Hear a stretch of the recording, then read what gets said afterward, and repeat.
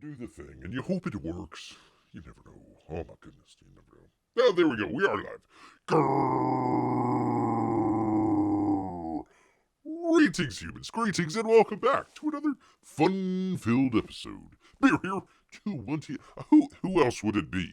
I think it would be weird if there was another person trying to do Bear's live show. That would be weird. It would help out Bear just a little bit, kind of be able to take off some Wednesdays and Saturdays, but I tell you what. Anyways, Bear here, 29-year veteran of the woods, and today, let me tell you people, oh my goodness, I'm just gonna lay it out here right at the front. I tell you what a POS OBS is. I can't, the thing crashed on me like 5 different times. 5, 6 different times. Trying to use a different monitor. You bring it over there, crash. No biggie. No biggie. You try and expand it full screen, crash. I had to redo a bunch of stuff here. Hopefully we got everything together here. But one of the things that Bear always promises is it's not going to be a professional show. It will be one day, but not today. It's not going to be a professional show here today. So, all right. Well, anyways, glad to have everyone with us here.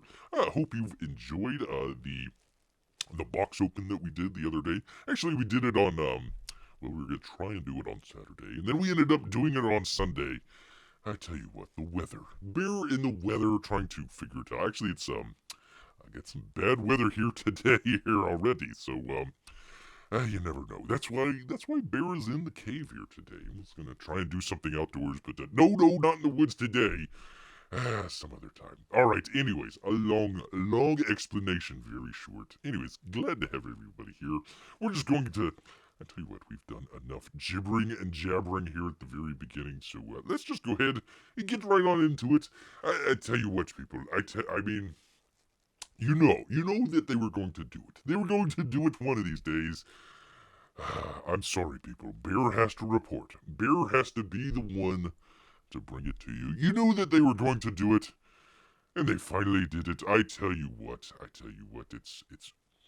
it's driving Bear insane, but that's right. And that's what you got Bear here for, is to take the insanity for you good people here. Anyways, they finally did it. They finally did it. Jaws, the Jaws making of musical Bruce hooks. It's Steven Spielberg, Broadway's Jared Spector. Yes, indeed. So they finally made Jaws into a musical. Jaws the musical. Actually, it's Bruce the musical, but it just doesn't have that sort of roll off the tongue that it would be with Jaws the musical. Yes, indeed. P-Money asks, hey Bear, bad weather? We had 50-degree weather today. Fahrenheit. I was going to ask if that was centigrade, because I'm pretty sure 50 degrees centigrade is pretty hot. Not really sure how hot that is, but halfway to boiling or something like that. I don't know. Don't really. The freaking centigrade. Bear doesn't care. Bear just honestly doesn't care. Well, I'm glad that you're having some very good weather up there, P-Money. Very good. Very good. All right. Let's get right on into it. Get right on into the beast here. Jaws, the making of musical Bruce hooks. It's Steven Spielberg. There we go. What the heck is Steven Spielberg doing to that poor shark? Oh my goodness, I tell you what, some things you just can't unsee. Let's see, this is a Deadline with Greg Evans is the author here. Yes, indeed, there we go. Does sharks sing? I don't know. We don't know, let's find out together here. Seattle world premiere of Jaws the musical, also titled Bruce, has reeled in its Steven Spielberg. The Tony-nominated actor Jared, we all know Jared Spencer, don't we? Spector. Spencer Spector, who cares? Will play the young filmmaker circa 1974 as he confronts various challenges while directing what would become the most ferocious of all summer blockbusters. Not the least of these challenges, the, quote, highly dysfunctional mechanical star named Bruce, as the musical synopsis states, referring to the robot shark that made filming a night. It was a robot. I thought they had like kind of like how they did it back in the old Western days, where they'd have like a bunch of different horses, and of course they would gallop them out, and they'd have some string or something like that across, and of course ropes, or the horses would fall over the rope there and fall down into the ground. I thought they actually had a number of sharks that they just kind of electrocuted to kind of bite into people there. You learn something new every day. Based on the Jaws log, not to be confused with if you're behind Jaws after a large meal that he had. Based on the Jaws log, a 1975 non-fiction behind-the-scenes account of the film's production by Jaws co-screenwriter Carl Gottlieb. The musical, directed, and choreography by Stanford Festival's Donnie Fiore. We all know Donnie Fiore. Fiore? Who cares?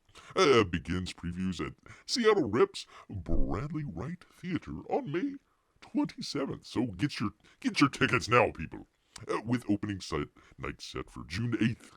The engagement runs through June 16th. So if you're actually able to get out, if you actually ever want to actually visit Seattle for whatever reason there, and if they let you out, I'm probably sure you're going to have to wear your stupid mask in the theater there, but and there you go. June 8th through June 26th for Jaws the Musical. Very off Broadway, though. After watching Jaws, the film for the first time, for years I was terrified of the water. I could barely step foot in a swimming pool, let alone the ocean. Said Manly Man Spector, who recently starred in Broadway's The Sonny Bono Show, as Sonny Bono in The Cher Show. It should have been the other way around. I tell you what, poor Sonny Bono, always downhill until he hit that tree. It was Tony nominated for his performance as Barry Mann in Beautiful, the Carole King musical. I tell you. And now, having joined the Bruce gang, and having read the Jaws log, of course, I've learned that making the movie was every bit as harrowing as what the guys on the Orca endured. Well, it was a robot shark, so they didn't really have to endure that much.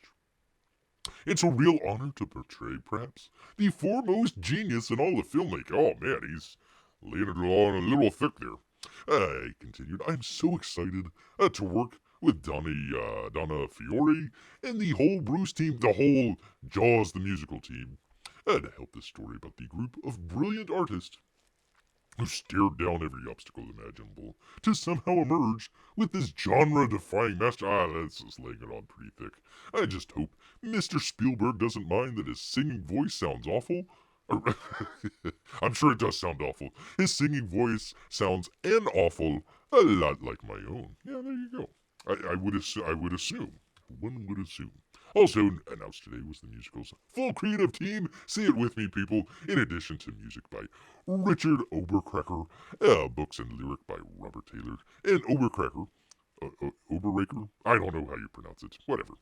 The team behind the 2017 musical Bandstand, don't we all know, Bruce will feature a scenic design by a bunch of people nobody cares about. Alright, anyways, additional casting information will be announced soon. The musical originally was scheduled to have made its debut last year at New Jersey's Paper Mill Playhouse, but the the Wu flu, pandemic shutdown prompted the change in plans. Oh, here's the official synopsis here. Bruce, aka Jaws the Musical, tells the story of a virtually unknown 26-year-old. He had two movies underneath his belt, virtually unknown. My tokus.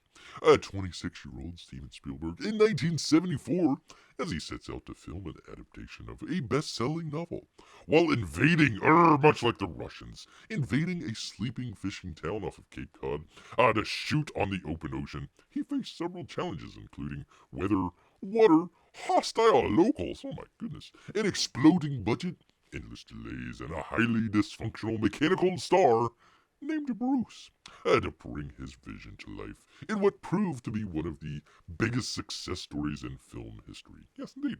So there you go. I would change the name. I would change the name there to Jaws. Jaws the Musical. I think it's time. It is time. Yes, indeed. Let's see. P-Money says, well, Bear giving scared people a high voice. Yes, indeed. Is that what people sound like when you're about not eat them. Well, I mean, right before. Right before you meet your maker, I mean, you gotta do a number of things, including evacuating your bowels there and everything. So, yeah, you would imagine people might have a high voice right before they're eaten by a shark. Oh my god, I couldn't step foot. Hey, can you imagine this guy here? I couldn't step foot in the water. Ah! Yeah, okay, whatever, pal. Whatever, pal, and whatever Steven Spielberg's doing to that poor shark there. Robotic shark there. Yeah, I don't know. I don't know about that. Alright, how do I... 1 second here. I tell you what. OBS. Try to do... You try to do 2 screens at once. And OBS just kind of craps out on you. Alright. Anyways, we've actually got some very important, I tell you what, people. Very important campaign updates here. So let's go ahead and get right into it. Ah, thank goodness. I was worried that OBS was going to screw bear here. Alright, anyways. Alright, I can't see the chat here, so let me do, I don't know. I'll just put it over here. Alright, anyways. We continue. One of these days we will actually do a professional show. It's not going to be today, though. Alright, let's see. Alternate Comics Publishing Pete out there. The spring campaign is now live. Spring 2022 pre-order campaign is now up and running. And we're more than halfway to our goal. Oh, congratulations. Let's see. Go here to... Okay, we can skip past that. This is a couple days ago. This is March 20. Actually, almost a week ago. The other campaign updates, Winter 2021 comics are being printed right now. We'll have them in a few weeks. Need to go back and double check if those are still in demand or not. I never did get the Winter 2021 one, so I need to check that out. Fulfillment starts immediately once the books arrive. Ed Bear can kind of attest. He does a really good job with fulfillment, including actually the fall 2021 is 100% fulfilled, so congratulations. Thank you for your patience and continued support. Well, Bear needs to continue his support there, but there you go. From Publishing Pete out there. So there you go. That's some good stuff from Alternate Comics. Actually, kind of a sort of one of Bear's pleasant surprises here of kind of late 2021, early 20... I think we got this in 20... No. We actually got this... No, actually, yeah, that's right. It was in January. So, yeah, kind of a sort of unexpected surprise there from Alternate Comics. But there you go. Sometimes the best surprises are unexpected ones. Yes, indeed.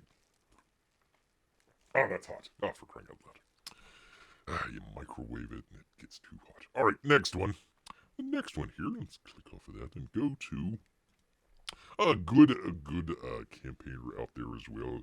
Talking about, as soon as you can find it here, RT Bear. Good old Art. The other bear out there. He says, hooty hoo. Wait. Bear was checking over his shoulder.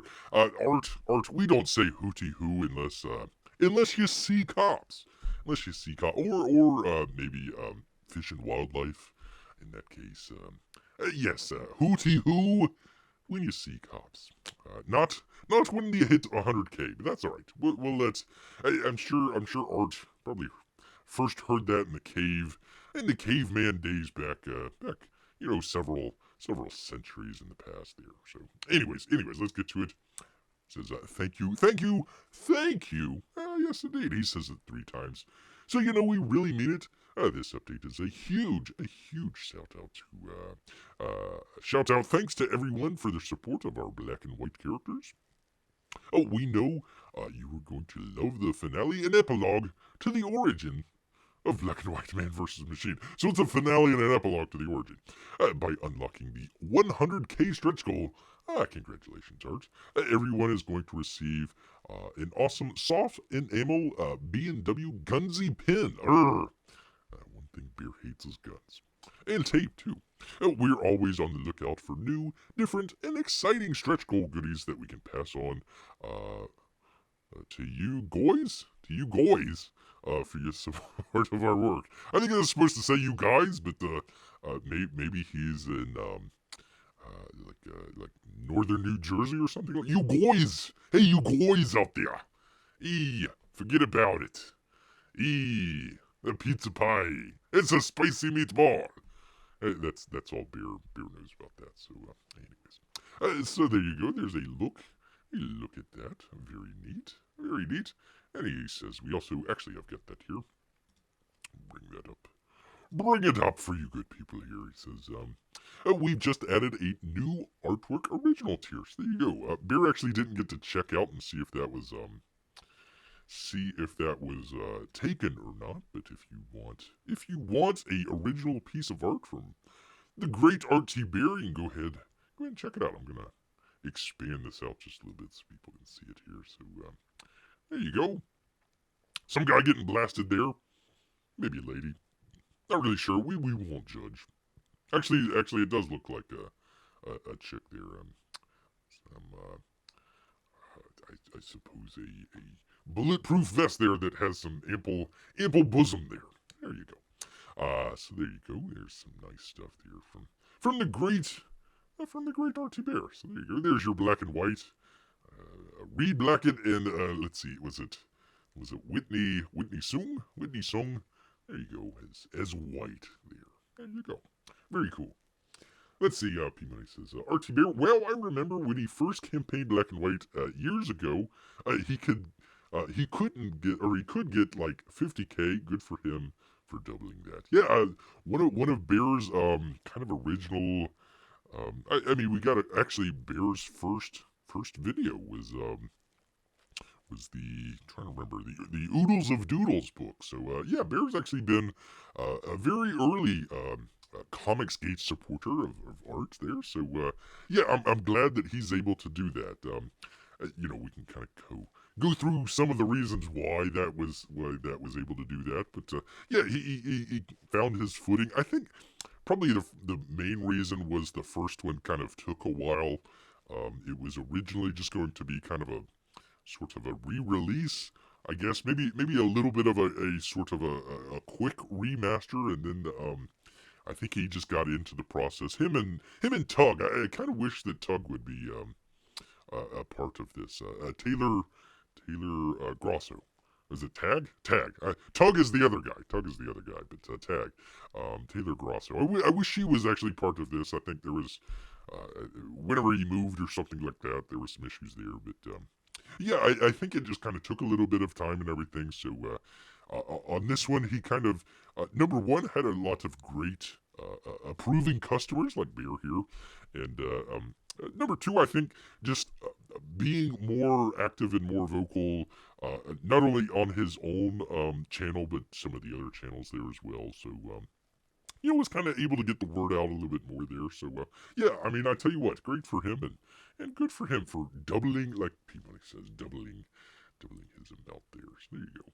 There you go. You can check out this art page if it hasn't already been taken by somebody out there. So there you go. There you go. Let me click off the thing and you do the thing with the thing and then you find the thing to do the thing. Which one are we doing next?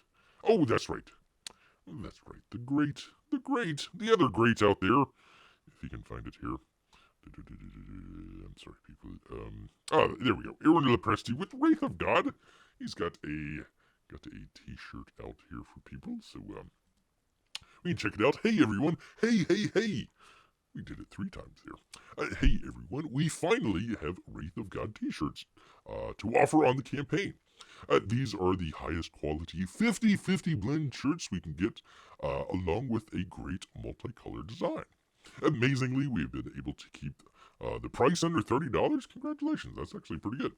For regular size shirts, but we're offering the shirt in up to 4XL sizes.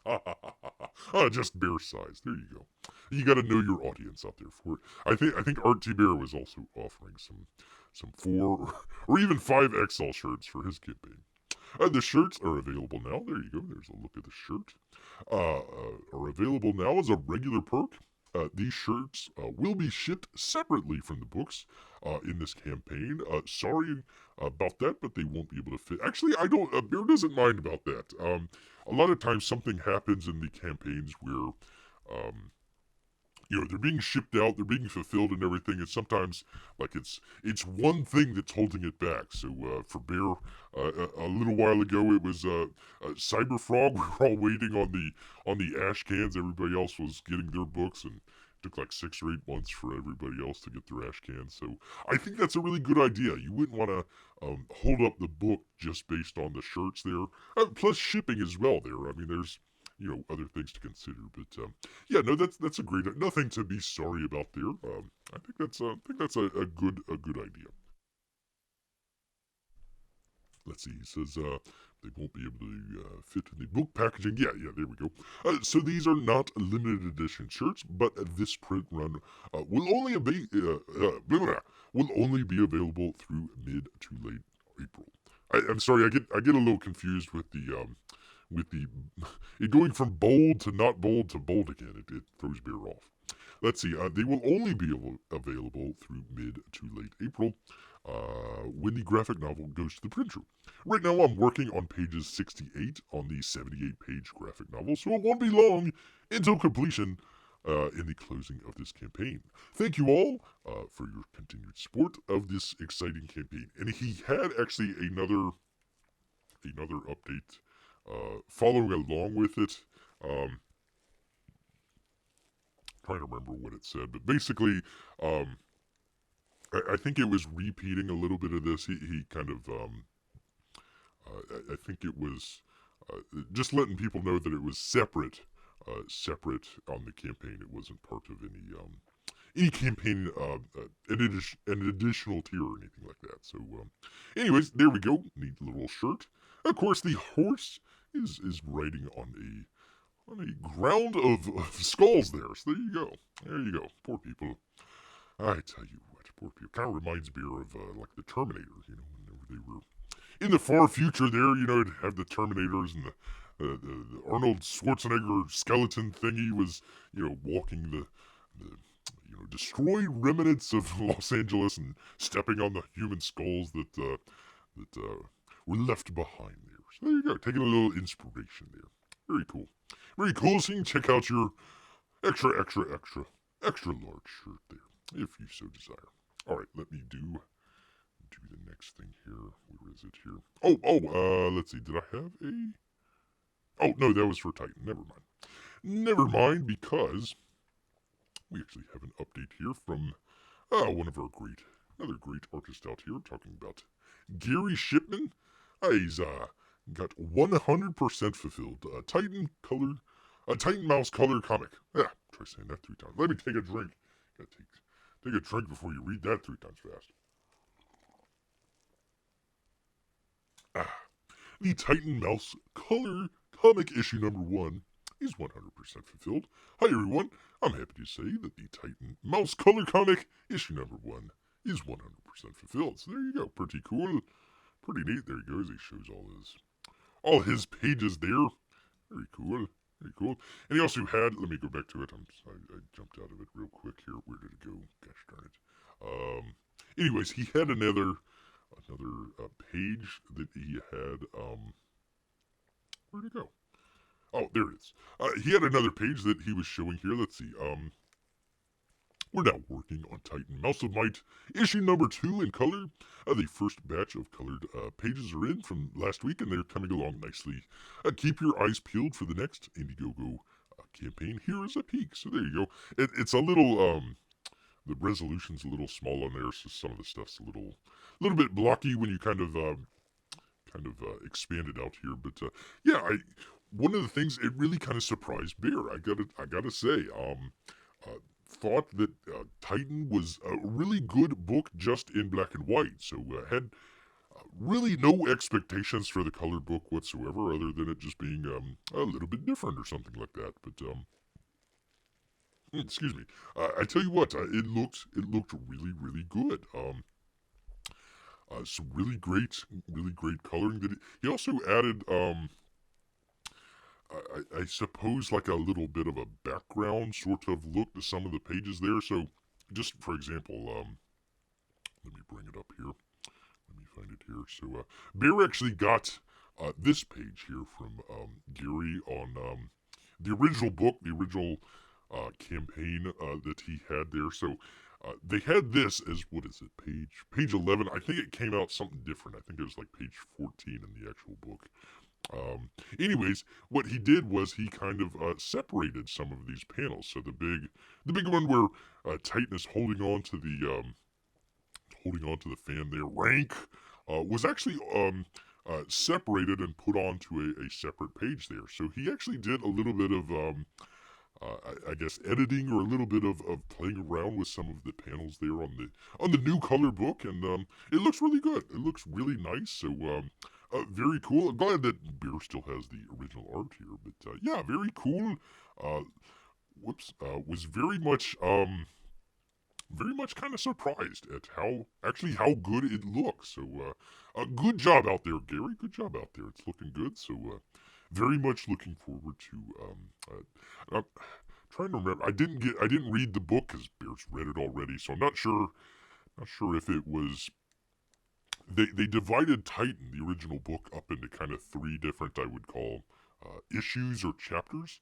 So I'm not sure if this is just like the first chapter of it, and this is number two is the second chapter, or if it's actually part of the second book. I'll have to hold on. Let me find it here real quick. Hold on. Find out here because I think it's a little thin to be the entire book here. Bear with Bear for 1 second here as he tears it out here. Tears it out. Let's see. No, I think yeah, it is the entire book. Yeah. Yeah. Because this is, what is it? Page. Let's see, 36, 37. Don't have it on here, but let's see, 38, 39, 40, 41, 42. So it was the full 42 pages. So there we go. There we go. Sorry about that. Had to look it up. P-Mike says, was wondering what the umbrella guy had to do with RT Bear. No, it was Tag, not Tug. I apologize. Let's see. Wow, I just looked at the campaign. Oh, for Art's book. The campaign, the shipping to Canada is cheaper getting the t-shirt than the comic. There you, or you must have been talking about, yeah, you were talking about Wraith of God. So, well, there you go. Maybe just get the T-shirt and maybe get a PDF or something like that. And, maybe that'll come in a little bit cheaper, and hopefully it'll come in on time. So, you never know. I think Aaron is up there pretty close to the Canadian border, as it were. So, you never know. You never know. Still don't know what's going on with the whole trucking situation there. So maybe it's being held up there. All right, let me get out of that. Let me get out of that and find the last. Let's see. Alterna, Black and White, Wraith of God, Titan Mouse. Oh, that was it. Oh, shocking. Shocking. I thought we would have had more. But that's okay. And that's all right. So there we go. All right, let's see. I've actually got some updates here. Actually, you kind of come for the fun Jaws the musical stories. You might stay a little bit for the campaign updates, but you know what you really come here for is the continuing evaluation of the crypto world and NFT space. Yes, indeed. So, actually got something here. Kind of funny because it's something Bear's been talking about here for some time, but that's all right. That's all right. Sometimes it takes a little bit of time for people to catch up to Bear.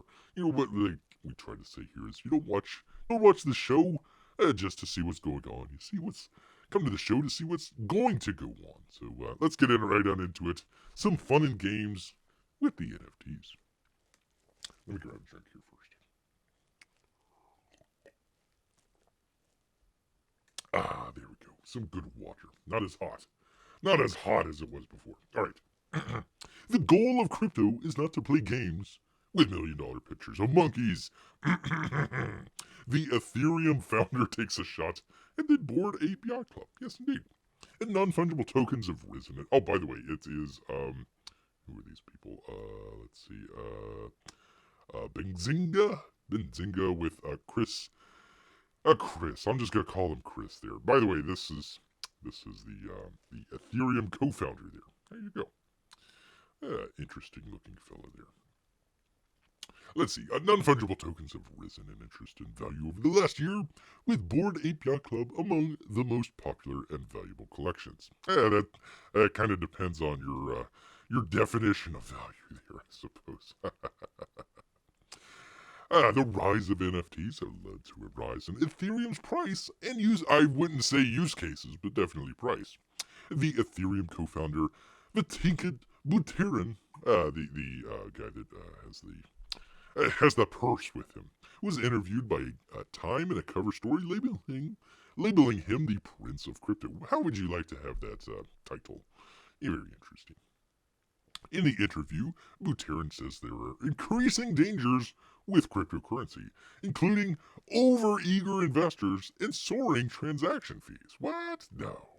And crypto itself has a lot of dystopian potential if implemented wrong, or long, either or. Something that Bear has been saying here for a little bit of time.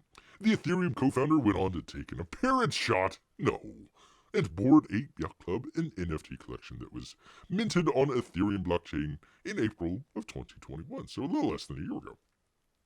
The peril is you have these $3 million monkeys, and it becomes a different kind of gambling. Who has said that before? There was somebody that said that before. I can't remember who said it, but there's somebody that said that, I tell you what. So we'll figure out that later. P-Money says, "Oh, Bear, I just remembered Brutus, the bad arse, arrived yesterday." Oh, very good, very good. I'm glad you finally got it. I think they were shipping that out a little while back, but yeah, I know it takes a little bit of time to get there to Canada. All right, let's see. Continuing on. I'm glad for you. I'm glad you actually got that. So very cool. Buterin said that a lot of people are buying yachts and Lambos, but he hopes that in the future, crypto is used for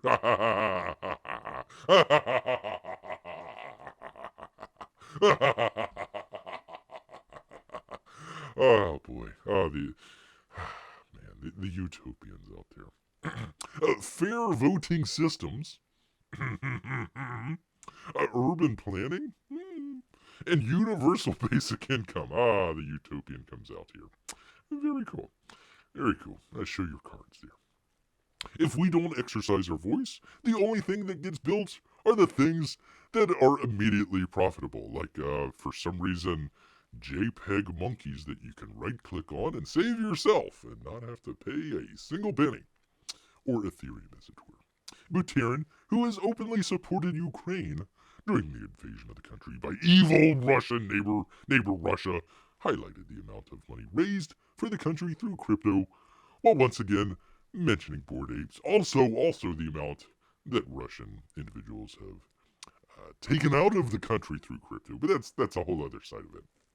The one silver lining of the situation in these last 3 weeks is that it has reminded a lot of people in the crypto space that ultimately the goal of crypto is not to play games with multi-million-dollar pictures of monkeys. It's to do things that accomplish meaningful effects in the real world. And Bear would say, such as what? I'm still waiting. We've been doing this for, I don't know how long, 6 months or something like that. Still haven't figured out what. Let's see. Bored Ape Yacht Club is one of the more popular NFT collections and has rewarded its holders over the last year with additional airdrops in the recently launched token ApeCoin. ApeCoin. I hope there's going to be a bear coin. Bear wants his 10% whenever there's a bear coin. It's got to go 10% for the big bear. Let's see. The comments from Buterin could upset some of the crypto community as it took a shot at a popular NFT collection. Oh, how dare he! Ethereum has enjoyed a lot of success thanks to the rise of NFTs over the last year. Yes, it has. The most expensive Bored Ape Yacht transaction on OpenSeas was 768 ETH, or around an insane amount of 2.5 million, based on the current price of Ethereum. Who would do that? Who? Who? Why? Why? Why? There's so much better things that you could spend your money on. Like salmon for beer. That'd be a lot of salmon. Rare gold furred bored apes have sold for $3.5 million at Sotheby's and $2.8 million at the Looks Rare NFT marketplace, which I think Looks Rare is actually a scam in and of itself. I think we talked about that sometimes back, but that's right. The floor price on Bored Ape at the time of writing is 102 ETH, just a steal there at 102 ETH, or around $298,000. Oh my goodness. That was the cheapest. That's the cheapest. Oh my goodness. You people, every one of you, straight to the Bitcoin volcano, I tell you what. I tell you. The label of 3 million on pictures of monkeys could be a bit off base, as the majority of Bored Ape NFTs have traded below this level. For the relatively steal of only $250,000. Yes, indeed. Owners of Bored Ape NFTs and NFT investors and enthusiasts watching from the outside have seen that holding an NFT from the collection has been highly rewarding and likely wouldn't consider it gambling at this point. Well, actually, you know what? I mean, if you bet on your sports team and win, I wouldn't assume that you would think of it as gambling. You got a bunch of money, so there you go. Ethereum is trading at $2,847.23 at the time of this rating. Yes, indeed. Let's see. P Money has a number of things to talk about here. Hold on just one second. Let's see. Now that I got a Brutus, only remaining comic that I bought in 2018. Holy cow. I haven't gotten is Sovereign. You're never going to get that one. And Detective Dead. They ran away with the money on that one. Besides Little Girl, yeah, we don't want that one. But I really don't think that I want to get that anymore. Yeah, I don't. I wouldn't doubt you. I don't know what you could do. Like, Bear a lot of times will, give away his comic to, like, the local library or something like that. So, I wouldn't know. Bear never got it, but, Little Girl Lethal, I'm not really sure what you could do with that one, especially with the author there and some shenanigans going on there. P Money demands the Bored Bear Yacht Club. Well, you know what? Bear is also scared of going into the ocean. There might be robotic sharks out there that are trying to eat him. Being ridden by Steven Spielberg, a very young Steven Spielberg, or maybe the guy that's playing him in the Broadway musical Jaws the musical, aka Bruce whatever. Let's see. Rare gold furs. That's something that appears to you, Bear. I tell you what. I mean, Bear's already being hunted for his fur. I would assume that gold fur would be even worse. So and reflective. You'd be able to see that pretty easily for a hunter out there. So there you go. Let's see. Should we go on? Should we talk about another one here? Let's do it. Gosh darn it. I tell you what. Let's see. This is from. I think this is his own. Pardon me here, people. His own. Okay, Neil Channon. Neil Channon is the author here, and his own website here. So that's what I was trying to find out. Again, this isn't anything that some of you that have been watching Beer here, you've already heard some of this stuff, but now we actually have people that are, I guess you could say, parroting Beer. You would hate to see a parrot Beer, by the way. These days, by the way, it's Web3, which is kind of the sort of rubric that the sort of Bitcoin NFT realm is kind of going under. Web 1.0 would be like a Netscape or AOL or something like that. Web 2.0 would be Facebook and Twitter and that sort of deal. So they're trying to claim that Web 3.0 is just the glorious blockchain and it's supposed to be decentralized. Well, it's not. So we'll talk about that here.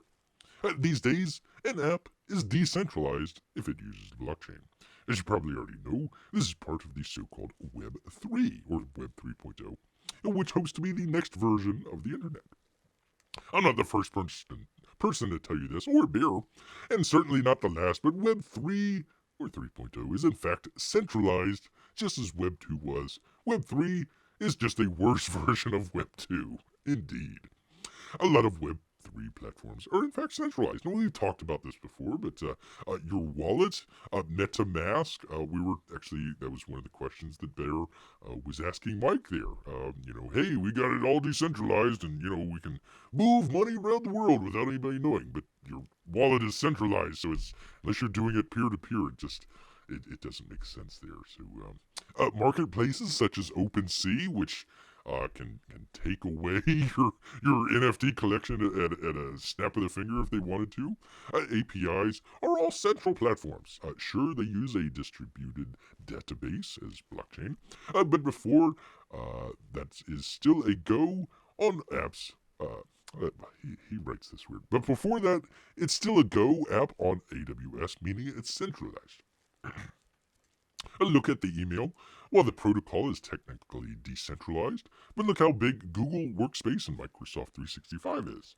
Sure, you can easily set up an email server on a $5 VPS. I do it with my domain, but most people just leave it to the big providers. Web 3 is no different. So, again, you could go peer-to-peer between people if you wanted to sell your Bored Ape or whatever apes that you want to sell. You could do that, but most people, in fact, Beer would say probably 99% of the people doing stuff like that are going through a centralized server.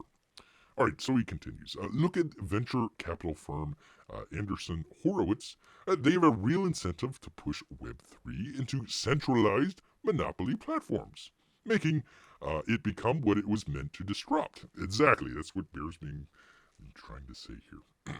VCs, venture capitalists, are built to build monopolies, and monopolies want central control. Something like Tor or folding at home uh, is B. Folding home is to be somewhat decentralized since it's a non-profit in control, and neither Tor nor Stanford are for-profit businesses. Tell that to the people that are paying big bucks to go to Stanford. But most Web3 firms are for-profit businesses, and so are the VC firms backing them. They would rather have one big monopoly than a truly competitive market, and just change the monopoly operator every generation. There you go. So even not so. I mean, you have Facebook, Mark Zuckerberg. He's basically trying to get the whole Web3 thing going, so not because he's a nice guy or anything like that, it's so he could be in control of it. So there you go. P says, darn, Web 2 and Web 3 failed. Maybe Web 4 will finally make it.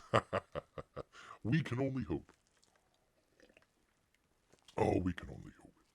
If you take the decentralized nature of I2P or DHT combined with the decentralized blah blah blah blah blah.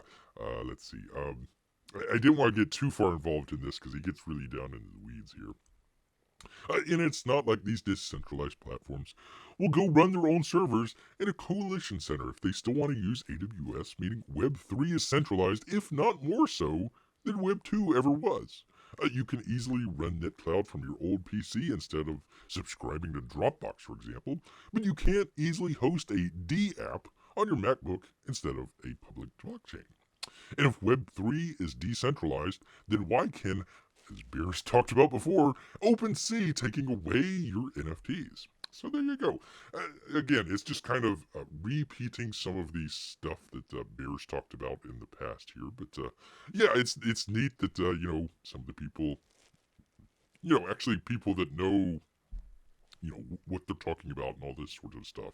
Let's see, this guy, I'm trying to remember. He was something with yeah, he works at Microsoft. So not some kook out there just chirping away or something like that. We actually try to bring people that know what they're talking about and also have a different opinion than some of the other hypers out there. So there you go. There you are. There's a little bit of the news that I don't know.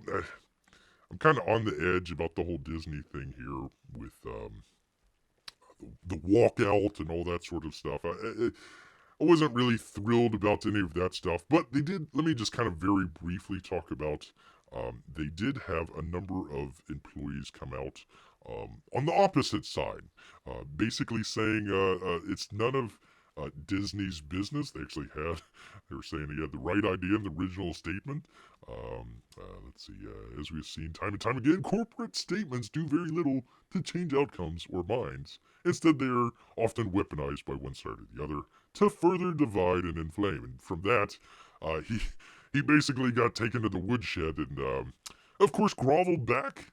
And it was never enough. It never is enough. You never go back and start apologizing to these people. So, anyways, there was a number of other people at Disney that kind of went the other way and kind of have this open letter basically saying, hey, we're being left out. We're being marginalized. We're being more marginalized than the I don't know, the gays there at Disney. There's a lot of gays there at Disney. I tell you what. Oh boy, oh boy. So yeah, we talk about sometimes some of our folks over there at the Fandom Menace. Not the watchers or anything like that. All good people. Some of the people that do the videos and stuff like that. They're trying to keep trying to make the Disney movies fail at the box office somehow. That brings them credibility or something like that. If movie X or movie Y fails at the box office, and no, I mean, look, there's plenty of good people. Even if it's a terrible movie and nobody wants to see it or anything like that, there's plenty of great people out there that work on the movie, or in this case, at Disney, work in the parks and everything. That maybe not be on the side that we're on or anything like that, but definitely aren't on the other side. And you don't want to throw the baby out with the bathwater there. So yeah, maybe try to find some of these people and some of these companies that kind of agree with where you're coming from and say, hey, the whole get woke, go broke thing there. Hey, if you still want to have a great company and don't want to go broke there, maybe you should kind of speak up a little bit more and kind of push back against some of the folks there that might be against it instead of trying to do some of the let's boycott this. Let's boycott this movie. Blah blah blah blah blah. We're gonna take them down. So, anyways, those are the folks that Bear is talking about here. So there we go. There we are. All right, let's see. Jeff Potts, good to see you here. There hasn't been a Disney movie that I've wanted to see. Oh well. Well, they're pretty much all Disney movies now. You're probably right. You're probably right, Jeff. I can't. Other than Bear, and of course, Gary Shipman approved Shang-Chi. I think that was the greatest movie of 2021. So there you go. We kid on that. We bring up we bring up these folks and we kind of go against the grain there just a little bit. So that's why we say that Shang-Chi is one of the great movies out there. anyways, I didn't know, P-Money says, I didn't know there were employees at Disney on the other side. Yeah. Listen, I mean, there's a lot of people that just kind of stay silent or bite their tongues or just kind of go along to get it. That's kind of what I didn't want to read the entire thing. I'll try and, let me see, can I drop it in? I'll put it in the description after we get done with the video here so you can check it out. But yeah, basically, it was they were having enough. There was a number of people out there. They were doing a public walkout. I think today or maybe it was tomorrow or something like that at Disney. A number of people.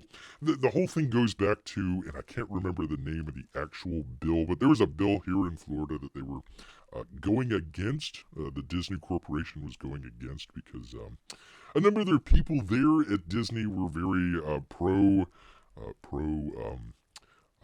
pro-gay, and that's fine. There's nothing wrong with that. But just let's keep it out of the young kids in school. We don't need that. They can find out about that stuff later in life. So that's what the bill was about. And the folks there at Disney, they blew a gasket. Poor Bob Chapek. I mean, he had the right idea to begin with. Let's stay out of it. It's a corporation. If you personally want to get involved with it, go right ahead, but we're not going to do it. And then got raped over the coals by it. So, yeah, I think a number of people are just kind of sick of that. Even if they're in some of these, what we would kind of consider woke corporations or something like that, um, I think a number of people have kind of had enough and might not be constant viewers of like a Doomcock or maybe Gary over there at Nerdrotic or something like that, but they just basically want to see their company kind of go back to the original kind of intent of, hey, we're making movies for kids. We don't need to kind of come out and do weird sexual stuff with that sort of stuff. You stay away from all that sort of stuff. I mean, there's a reason why Disney doesn't do R-rated movies. So, anyways, there you go. Oh, I'm sorry, Jeff. I didn't see your hey beer. Hey, how are you? Let's see. The last good Disney movie feature I've seen, to my best recollection, Jeff Potts says, was the animated feature Up. Oh yeah, there you go. Incredibles 2 was mediocre and predictable. Yeah, there you go. Bear kind of like some of the old. I don't know if they still have it around or not, but like the Touchstone movies that they would kind of come out with under their separate brand there. So yeah, I mean, listen, there really hasn't been a whole lot that Bear's wanting to check out here in the past, I don't know, 5 or 10 years. Disney included, so there's a lot of Bear loves garbage, but there's a lot of garbage out there. So yeah, when Bear actually does hear of a good movie or something like that, he tries to bring it to you. Hey, come check out this film or something like that. Um, Even so, the Star Wars prequels were awful. Excuse me, sequels. Well, the prequels too, probably. Let's see. The sequels were awful. Actually, Beer has not seen a single one of those, so I'm just gonna take your word on that. Your word and the rest of the internet. And the rest of the internet. The entire internet just hates it. Except for like a small group of people. I don't know what their deal is. Yeah, it's junk at the theaters these days. I wouldn't. I hate to go back and say everything is garbage. I mean, there's probably gems out there that's really good. Beer tries to kind of pick and prod, pick and poke, see what's good out there and everything.